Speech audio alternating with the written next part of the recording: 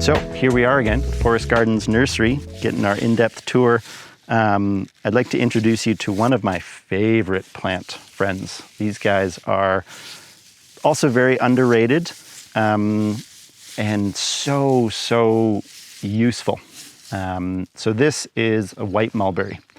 And this little plant will actually grow into a tree that's like 60, 70 feet tall if you let it.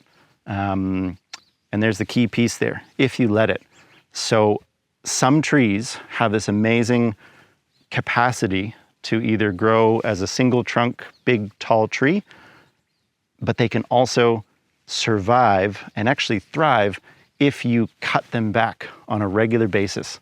And so there's a variety of methods, coppicing, pollarding, different techniques for basically cutting the tree back down to its lower trunk, sometimes all the way to the ground. So you take out all of the above ground parts of the tree, and instead of dying, it actually regrows even more vigorously.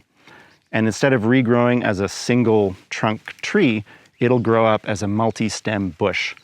And so this mulberry could grow up to be a big tree, or if we cut it back to its base every 3 to 5 years, it'll keep regrowing as this really bushy, vigorous shrub.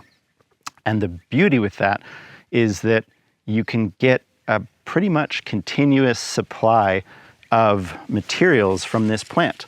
Because every time you cut it back to the ground, you can harvest the wood that's there, you can harvest the leaves. These leaves are 18% protein by weight. That is more protein than you get in some like steaks. You can feed this to your livestock. It's one of the most like protein dense food supplies for livestock. It's edible for humans. You could cook it up almost like spinach, put it into a salad. Doesn't taste that good, but 18% protein. I mean, it is so dense. It's also the food supply for the silkworm. So if anyone is wearing any silk or has ever like worn a silk garment, it's grown off of these mulberry leaves. The silkworm, its only food comes from these plants. The wood, super dense, really good BTUs for firewood. It can give us basically a renewable heat source for our wood stoves. And so all of our stoves at Forest Gardens, or all of our indoor spaces, are heated with firewood.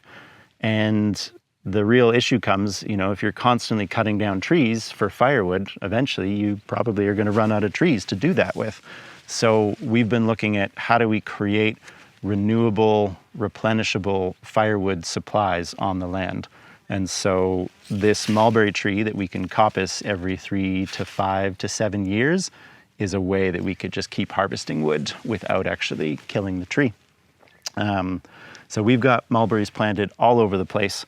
And this is, 3 years old? So in another 2 or 3 years, it'll be able to be cut back in its first time. They'll turn into living fences. You can plant them densely enough so that you create basically a hedge. And they're one of my favorite berries. I mean, mulberries are just such tasty berries. So all around, one of the most abundant and multifunctional plants that we know of and that we're growing here. If you're interested in mulberries, if you're interested in planting food forests and learning more about perennial plants, invite you to check out the Permaculture Design course we'll be hosting this season up at Forest Gardens. 2-week intensive on the land, learning all about food forests, growing food, all the different systems required to live in a good, harmonious way with the planet and with each other.